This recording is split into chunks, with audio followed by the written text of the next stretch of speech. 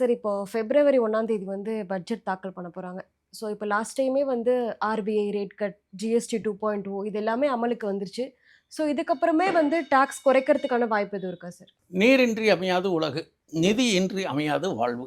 இது தனி வாழ்க்கையிலும் சரி, பொது வாழ்க்கையிலும் சரி, பட்ஜெட்டுங்கிறது ஒரு முக்கியமானது ஒன்று.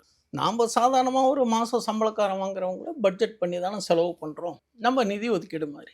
இப்போது வரக்கூடியது வந்து சுதந்திரம் பெற்றதுக்கப்புறம் இது 78வது பட்ஜெட். இந்த பட்ஜெட்டில் நமக்கு சில எதிர்பார்ப்புகள் இருக்கும்.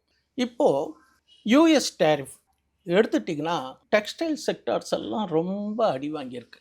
டெக்ஸ்டைல் செக்ஸு ரொம்ப நெகட்டிவ் பயாஸில் இருக்குது. இது ஒன்று. இது சம்பந்தப்பட்ட அறிவிப்புகள் ஏதாவது கிடைக்குமா அப்படிங்கிற மிகுந்த பெரிய எதிர்பார்ப்பு. ரெண்டாவது, விவசாயத்துறைக்கு என்ன எதிர்பார்ப்புகள். அப்புறமா நம்ம டீட்டெயில்டாக பேசுவோம். இது முதல்ல மொத்தமாக என்ன துறைக்கு என்ன எதிர்பார்ப்பு. அடுத்தது இராணுவம் சம்பந்தப்பட்ட துறை, அதுக்கு அடுத்தது ரயில்வே செக்டார், அதுக்கு அடுத்தது வங்கித்துறை. இந்த 5 செக்டாரும் எனது பார்வையில் கொஞ்சம் எதிர்பார்ப்புகள் இருக்குது.